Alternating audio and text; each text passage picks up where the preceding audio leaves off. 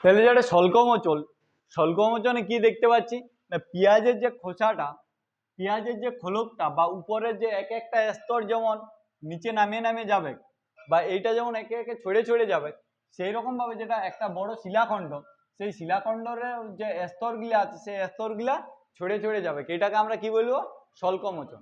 এরপর স্বল্পমোচন এটা হবে কি জন্য, এই জিনিসটা হবে কি জন্য না কোনো একটা শিলা এটা নর্মাল টেম্পারেচারে ধরে নাও এরকম আছে, এতটা আছে, নর্মাল টেম্পারেচারে এতটা আছে। এবার যেই টেম্পারেচারটা বাড়বে, যেই টেম্পারেচারটা বাড়বে কি ইয়ার সাইজটা বাড়িয়ে যাবে, তারপর আবার যখন টেম্পারেচারটা কমে যাবে তখন ইয়ার সাইজটা কিরকম হবে, ছোট হবে, কারণ হলো নাই। তাহলে এই যে একবার বড় হচ্ছে একবার ছোট হচ্ছে, একবার বড় হচ্ছে একবার ছোট হচ্ছে, এই করে করে যে উপরের যে স্তরগুলো আছে সেই স্তরের সাথে ভিতরের যে স্তরটা ইয়ার আকর্ষণ বলটা অনেকটা দুর্বল হয়ে যাবে। তাহলে বাইরের যে স্তরটা আছে তার সাথে ভিতরের যে স্তরটা এইটার আকর্ষণ বলটা অনেকটা দুর্বল হয়ে যাবে, যার ফলে এই যে উপরের স্তরগুলা পেঁয়াজের খোসার মতন ছড়ে ছড়ে পড়বে, পেঁয়াজের খোসার মতন ছড়ে ছড়ে পড়বে।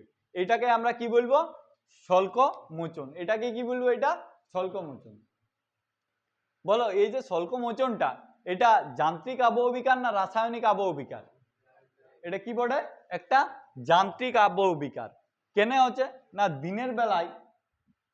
দিনের বেলায় শিলার বাইরের স্তর দ্রুত উত্তপ্ত হচ্ছে আর প্রসারিত হচ্ছে, রাতের বেলায় কি করছে শিলাটা তাপ বিকিরণ করছে আর ছোট হয়ে যাচ্ছে, ইয়ার যে সাইজটা সেটা সংকুচিত করছে। ইয়ার পর তাহলে ক্রমাগত সংকোচন আর প্রসারণের ফলে কি হচ্ছে যে বাইরের যে স্তরটা আছে সেই বাইরের স্তরটা মূল স্তর থেকে বা মূল শিলা থেকে বিচ্ছিন্ন হয়ে যাচ্ছে, এটাকে আমরা কি বলছি স্বল্পমোচন। কোন জায়গাতে হবে না স্বল্পমোচনটা দেখা যাবে উষ্ণ মরু অঞ্চলে যেখানে গ্রানাইট শিলা বেশি থাকে, যেখানে গ্রানাইট শিলা বেশি থাকে, তাহলে গ্রানাইট শিলায় স্বল্পমোচনটা দেখা যায় কোথায়, গ্রানাইট শিলায়, কোথায় গ্রানাইট শিলায়। আর কেমন আবহাওয়াটা হবে উষ্ণ মরু অঞ্চল, কেমন হবে উষ্ণ মরু অঞ্চল। এটার উদাহরণ না আমাদের যেটা ছোটনাগপুর মালভূমি আছে, সেই ছোটনাগপুর মালভূমির যে পাহাড়গুলা সেই পাহাড়গুলা আগে আরো বড় ছিল, কিন্তু মানে এই স্বল্পমোচনের ফলে সেগুলা ক্রমাগত উপরের চোকাটা খসে খসে গম্বুজ আকৃতি হয়ে গেছে, বুঝতে পারলে? তাহলে এই যে স্বল্পমোচনের একটা উদাহরণ ছোটনাগপুর মালভূমির গম্বুজ আকৃতি পাহাড়। তাহলে কোন শিলায় বেশি স্বল্পমোচন হবে, গ্রানাইট শিলায়। কোন শিলায়, গ্রানাইট শিলায়। কোন জায়গায় দেখা যাবে, উষ্ণ মরু অঞ্চলে। কোথায় দেখা যাবে, উষ্ণ মরু অঞ্চলে।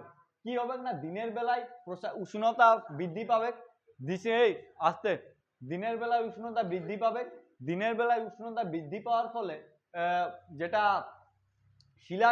শিলাটা প্রসারিত হবে, তারপর আবার যখন রাত হবে তখন তাপ বিকিরণ করবে, তাপ বিকিরণ করে ঠান্ডা হবে, ঠান্ডা হওয়ার ফলে আরো সংকুচিত হবে। তাহলে ক্রমাগত এই মানে প্রসারিত আর সংকুচিত হওয়ার ফলে শিলার যেটা বাইরের স্তর, সেই শিলার বাইরের স্তরের সাথে শিলার যে ভিতরের স্তর, সেই ভিতরের স্তরের মধ্যে আকর্ষণ বলটা কমে যাবে, যার ফলে বাইরের স্তরটা ছড়াই পড়ে যাবে। এটাকে আমরা কি বলবো স্বল্পমোচন। কোথায় দেখা যাবে না ছোটনাগপুর যে মালভূমি, সেই ছোটনাগপুর মালভূমির যে গম্বুজ আকৃতির পাহাড় সেটা স্বল্পমোচনেরই উদাহরণ। ক্লিয়ার? এরপর আসো প্রস্তরচাই, যেটা প্রস্তরচাই আর ক্ষুদ্রকণা বিসরণ। প্রস্তরচাই কোনটা বলো, প্রস্তরচাই কোনটা হবে?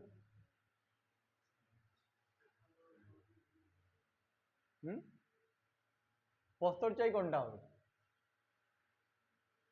দেখো এখানে এটা একটা বড় পাথরের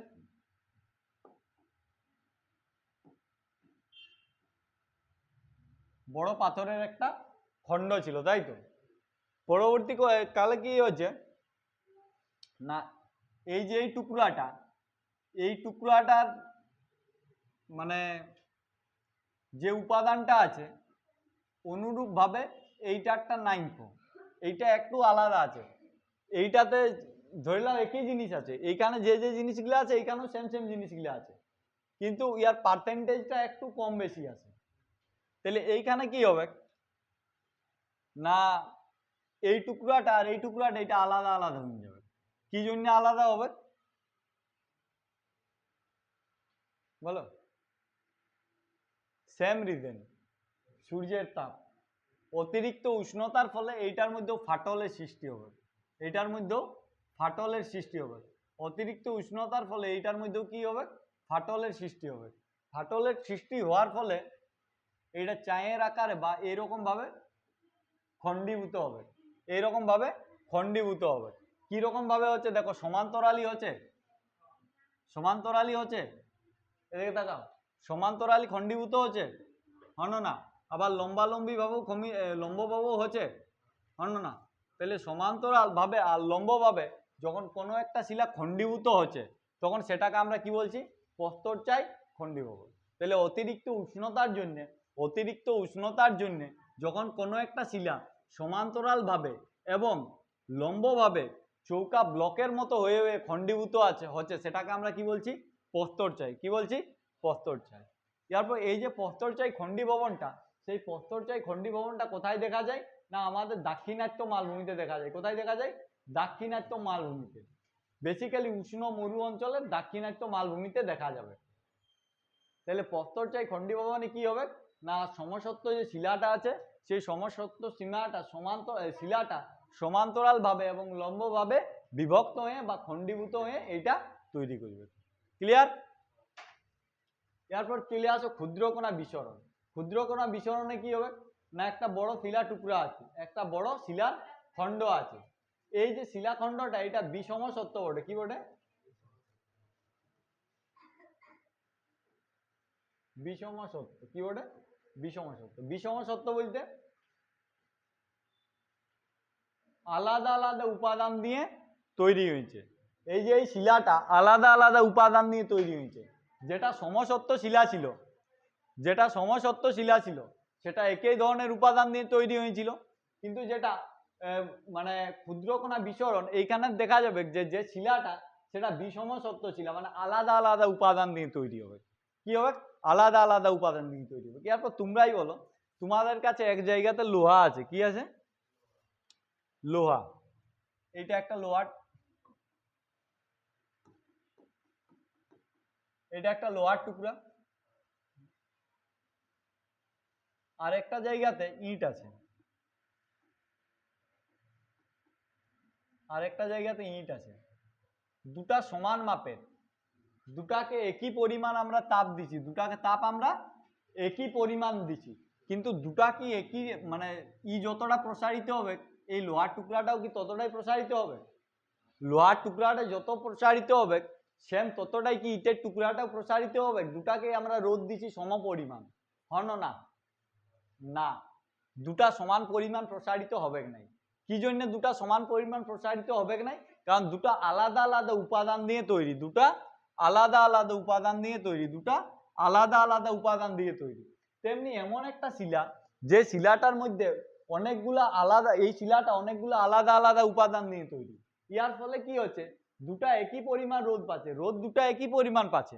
রোদ এই পুরা যে শিলাটা, সেই পুরা শিলাটা একই উষ্ণতা পাচ্ছে পুরা জায়গাটাতেই, কিন্তু দেখা যাবে এই যে এই কোণাটা ই যতটা বাড়ছে এই কোণাটা ততটা নাও বাড়তে পারে, এই কোণাটা ততটা নাও বাড়তে পারে। তার ফলে কি হবে? মানে এই যে শিলাটার ইয়ার যে প্রসারণটা সেটা সমভাবে প্রসারিত হবে না অসমভাবে প্রসারিত হবে? এইটা প্রসারিত হবে অসমভাবে। কেমন? মানে সব জায়গায় সমানভাবে প্রসারণটা দেখা যাবে কি নাই, কোনো জায়গায় প্রসারণটা বেশি দেখা যাবে, কোনো জায়গায় কম দেখা যাবে। এরপর যেটা বেশি প্রসারিত হবে সেটা বালির মতন খসে পড়ে যাবে, যেটা বেশি প্রসারিত হবে সেটা বালির মতন খসে পড়ে যাবে, হন নাই? তাহলে এই যে এই জিনিসটা, এটা হলো ক্ষুদ্রকণা বিসরণ। যদি একটা শিলা সমসত্ব, যদি একটা শিলা সমসত্ব পদার্থ দিয়ে তৈরি হয় বা একটা শিলা সমসত্ব হয় তাহলে ওইখানে প্রস্তরচায়ী খণ্ডীভবন দেখা যাবে। যদি একটা শিলা বিষমসত্ব হয় তাহলে কেমন দেখা যাবে? বইটার মধ্যে কি দেখা যাবে বলো? ক্ষুদ্রকণা বিসরণ দেখা যাবে। কি যাবে? ক্ষুদ্রকণা বিসরণ।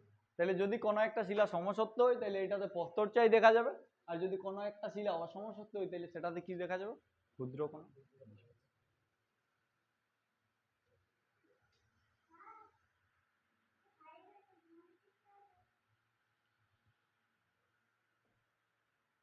আপাতত আমার কাছে নাই, হোস্টেলে গিয়ে দেখতে পারো।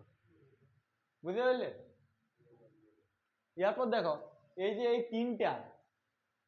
তিনটা কোথায় গেল, স্বল্পমোচন, তারপরে প্রস্তরচায়, ক্ষুদ্রকণা, তিনটাতেই আমরা কাকে পালি? তিনটাতেই আমরা কি কারণে এটা হচ্ছে? উষ্ণতার জন্য। কি কারণে হচ্ছে? উষ্ণতার জন্য। এরপর আমরা তাইলে এই যে আবহ বিকারটা, এই আবহ বিকারটা কিসের জন্য হচ্ছে? উষ্ণতার জন্য। কি জন্য হচ্ছে? উষ্ণতার জন্য। এরপর যেটা আছে, এরপর আমরা দেখতে পাবো তুষারের জন্য আবহ বিকার, তুষারের জন্য আবহ বিকার। এরপর তুষার কোথায় কোথায় থাকবে, বা তুষারের জন্য যে আবহ বিকারটা, এটা কোন কোন জায়গাতে দেখা যাবে? যে জায়গাতে তুষার জমে থাকবে, যে জায়গাতে বরফ জমে থাকবে, সেখানেই তো তুষারের জন্য আবহ বিকার হবে, হলো না? এরপর তুষার কোন কোন জায়গাতে জমে থাকবে বলো? মেরু অঞ্চলে, আর পার্বত্য অঞ্চলে, পাহাড়ের উপরে, তাই তো? পাহাড়ের উপরেও এই তুষারের জন্য খণ্ডীভবন হবে। এবার দেখো এইটা, এখানে দুটা পাহাড় আছে, এইটা একটা পাহাড় এ, এটা একটা পাহাড় বি। এরপর এই পাহাড়টার মাঝে জল জমে আছে, হলো নাই? এই পাহাড়টার মধ্যে জল আছে, এই পাহাড়টার মধ্যে জল আছে। জলটা যখন জমবে, জলটা যখন জমবে, জলটা জমলে এটা কিসে পরিণত হবে? বরফে। যদি এটা বরফে পরিণত হয়, তাহলে ইয়ার যে আকারটা বা আয়তনটা বাড়বে কি নাই? ইয়ার আকার বা আয়তনটা বাড়বে কি নাই? ইয়ার পর যখন বাড়বে তখন ও এইদিকেও প্রসারিত হবে, ও এইদিকেও প্রসারিত হবে, ও এইদিকেও প্রসারিত হবে। দেখো এই চারদিকেই প্রসারিত হবে, এইদিকেও প্রসারিত হচ্ছে, এইদিকেও হবে, এইদিকেও হবে, আবার উপর দিকেও প্রসারিত হবে, হবে না নাই? হয় না নাই? যেই চারদিকে প্রসারিত হবে, এই যে শিলাটাকে, এটাকে ভাঙিয়ে দিবে বা ইয়াকে ঠেলে দিবে, বা জোরে একটা ফোর্স দিবে, হয় না নাই? জোরে ফোর্স দেওয়ার ফলে এই যে শিলাটা, এটা চূর্ণ বিচূর্ণ হবে। এইটাই হবে তোমার তুষারের জন্য খণ্ডীভবন। এটাই কোথায় হবে? তুষারের জন্য খণ্ডীভবন। রিজনটাও দেখো লেখা আছে, শিলার ফাটলের মধ্যে, শিলার ফাটলের মধ্যে জল জমে বরফে পরিণত হয়েছে, আর তার এই জল জমে বরফে পরিণত হওয়ার ফলে ইয়ার আয়তনটা কত পার্সেন্ট বৃদ্ধি পাইছে? 9%। এরপর 9% বৃদ্ধি পাওয়ার ফলে যেটা বরফের যে চাপ, সেই বরফের চাপে কি হবে? যে শিলাটা আছে, শিলাটা খণ্ডীভূত হবে বা ভাঙে যাবে, এটা শিলাটা খণ্ডীভূত হবে। তারপরে কি হবে? তাহলে এই যে এই জিনিসটা, এটাই হইলো তুষারের জন্য খণ্ডীভবন। বুঝতে পারলে তো? কোন জায়গাতে দেখা যাবে? উঁচু পার্বত্য অঞ্চলে আর মেরু অঞ্চলে। কোথায় কোথায়? উঁচু পার্বত্য অঞ্চলে আর মেরু অঞ্চলে। এরপর বলো, এই যে এইটা হইলো, এইটা হওয়ার ফলে এরকম দেখতে পাচ্ছ যে একটা শিলাখণ্ড, তীক্ষ্ণ একটা সূচালো শিলাখণ্ড তৈরি হচ্ছে, হলো নাই? তীক্ষ্ণ একটা সূচালো শিলাখণ্ড তৈরি হচ্ছে, হচ্ছে না নাই? এখানে একটা কোণ আছে, এখানে একটা কোণ আছে, ও আছে, এই যে এই কোণটা। তাহলে এই যে তীক্ষ্ণ কোণাকার শিলাখণ্ড, এটাকে বলা হয় ইস্ক্রি। কি বলা হয়? ইস্ক্রি। কি বলা হয়? ইস্ক্রি বা ইস্ক্রি বা টেলাস। কি বলা হয়? টেলাস। তাহলে এই যে তুষার খণ্ডীকরণ, এই তুষার খণ্ডীকরণের ফলে যে ছোট ছোট তীক্ষ্ণাকার বা কোণাকার বা সূচালো আকারের শিলাখণ্ড তৈরি হচ্ছে, সেটাকে আমরা কি বলি? ইস্ক্রি বা টেলাস। কি বলি? ইস্ক্রি বা টেলাস। তাহলে ইস্ক্রি বা টেলাস কি জন্য তৈরি হবে? না তুষার খণ্ডীকরণের জন্য ইস্ক্রি বা টেলাস তৈরি হবে। তাহলে এই যে তুষার খণ্ডীকরণ কোন জায়গাতে দেখা যাবে? উঁচু পার্বত্য অঞ্চলে বা মেরু অঞ্চলে। এরপর বলে এই যে এই তুষার খণ্ডীকরণ, এটা যান্ত্রিক আবহ বিকার না রাসায়নিক আবহ বিকার? বলো। এটাও কিন্তু যান্ত্রিক আবহ বিকার। আমরা এখনো পর্যন্ত যতগুলা পড়লাম, স্বল্পমোচন, তারপরে পড়লি প্রস্তরচায়, ক্ষুদ্রকণা বিসরণ, আর এইদিকে তুষার খণ্ডীকরণ, তিনটাই কিন্তু যান্ত্রিক আবহ বিকারের উদাহরণ। প্রথম যে তিনটা, সেই তিনটা ছিল উষ্ণতার জন্য, আর এইটা তুষারের জন্য। ক্লিয়ার? এরপর রাসায়নিক আবহ বিকার। তাহলে যান্ত্রিক আবহ বিকারে এইগুলাই ছিল। এরপর আসছে রাসায়নিক আবহ বিকার। রাসায়নিক আবহ বিকারটা কি?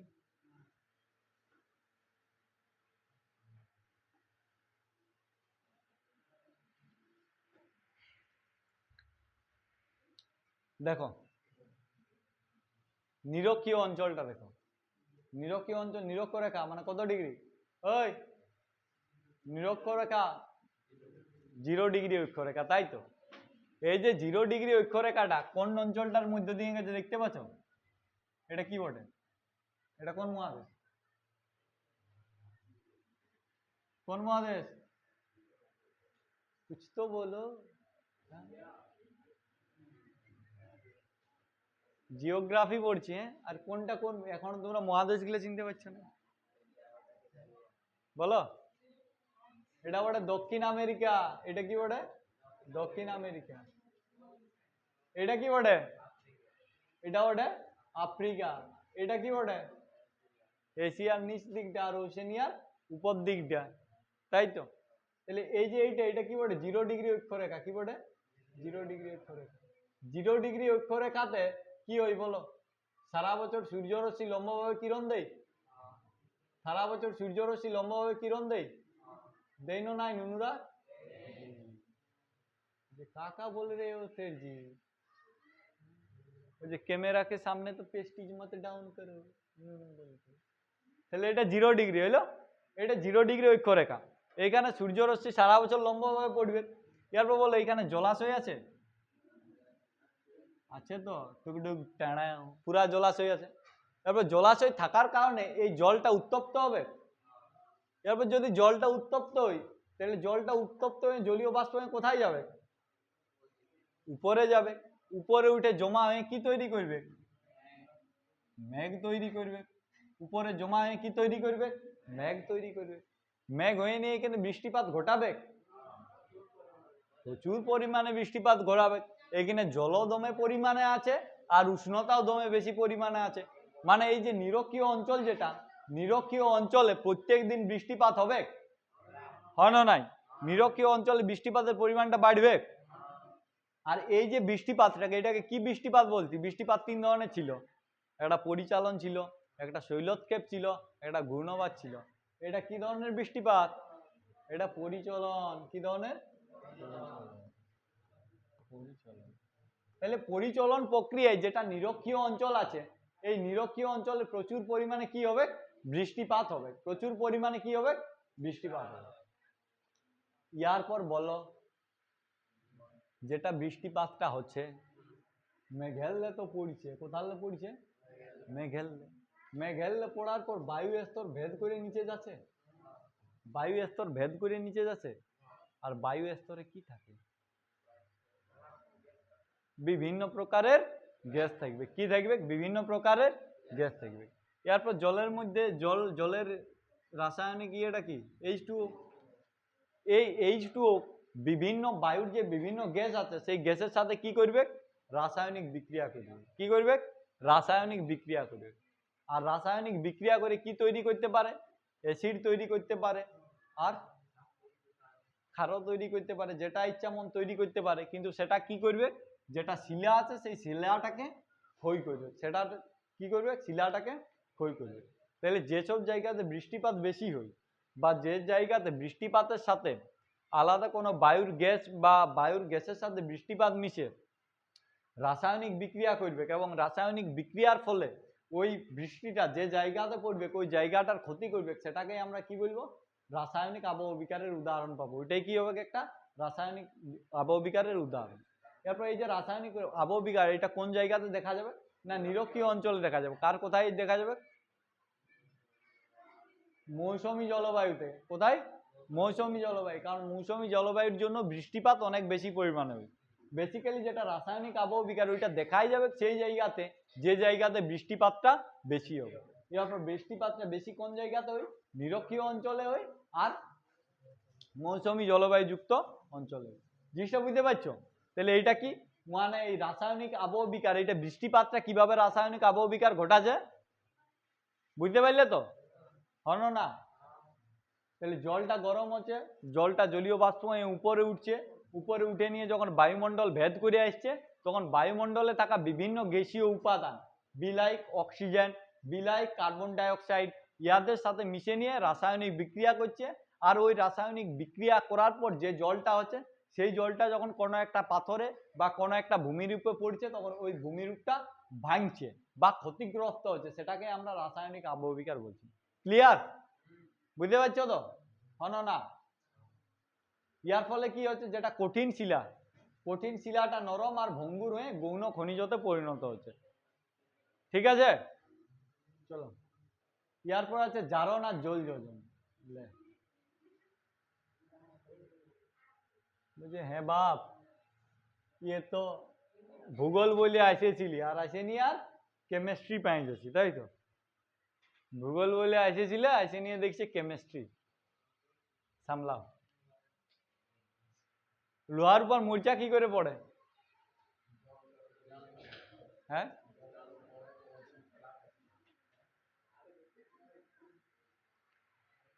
বলো অক্সিজেন যুক্ত হওয়া, কোন জিনিসের সাথে অক্সিজেন যুক্ত হওয়াকে জারণ বলি না বিজারণ বলি? কি বলে? জারণ বলি। তাহলে কোন একটা জিনিসের সাথে অক্সিজেন যুক্ত হওয়াটাকে আমরা কি বলি? জারণ। মূর্ছাতে কি হয় না, লোহা যুক্ত কোনো একটা মানে লোহা আছে, লোহার উপরে জল পড়ে, লোহার উপরে জল থাকে, জলের সাথে অক্সিজেন থাকে, জল অক্সিজেন ওই লোহাটার উপরে কি তৈরি করে? মূর্ছা তৈরি করে। এরপর ভাবো এটা একটা লোহাকে আমরা দেখলি, এরপর যদি কোনো একটা শিলা যেটার মধ্যে লোহার উপাদান বেশি আছে, কোনো একটা শিলা যেটার মধ্যে লোহার উপাদান বেশি আছে, সেখানেও এরকম মূর্ছা পড়বে। মূর্ছা কার উপরে পড়ে? লোহার উপরে পড়ে। এরপর এমন একটা শিলা আছে যার মধ্যে বেশিরভাগটাই লোহা আছে, তাহলে ওই শিলাটার উপরেও মূর্ছা পড়বে, হনো না? তাহলে মূর্ছা জিনিসটা কি না, এই যেটা শিলাযুক্ত মানে লোহযুক্ত যে শিলাটা আছে ওইটার সাথে জল প্লাস অক্সিজেন মিশে নিয়ে মূর্ছা তৈরি হচ্ছে, হনো নাই? এরপর ওই মূর্ছাটা তৈরি হওয়ার ফলে শিলাটা ভঙ্গুর প্রকৃতির হয়ে যাবে, হনো নাই? তাহলে এই যে এইটা জারণ না বিজারণ? এটা জারণ।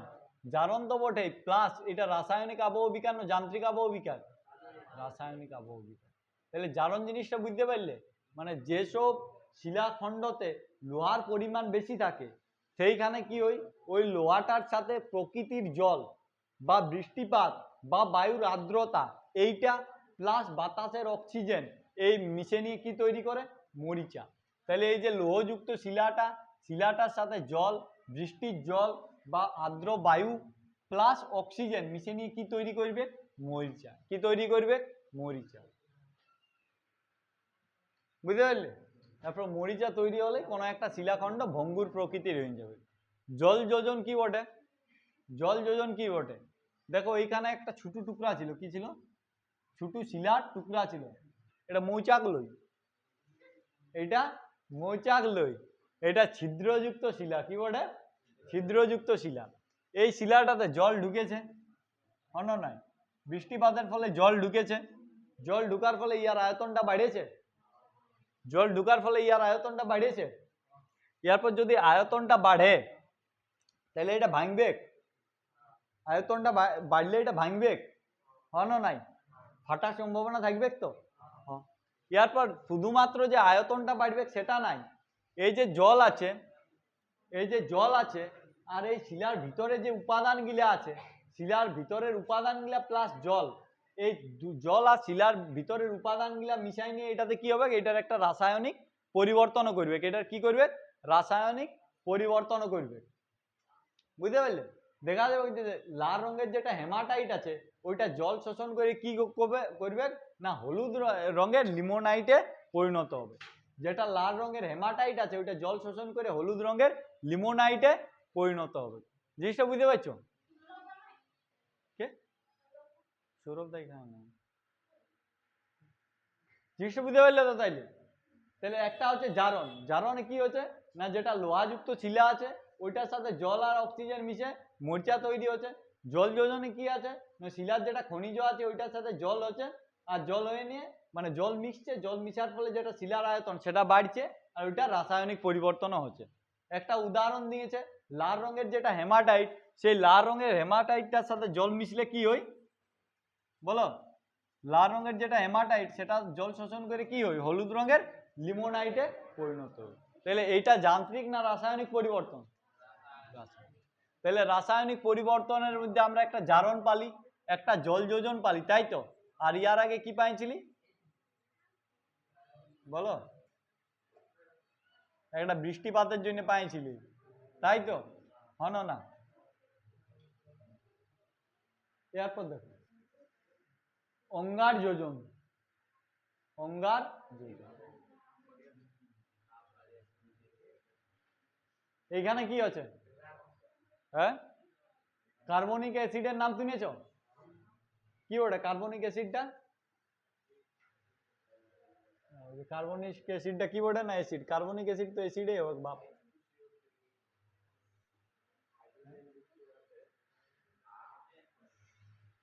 তাহলে H2O, H2O মানে কি বটে? H2O মানে কি বটে?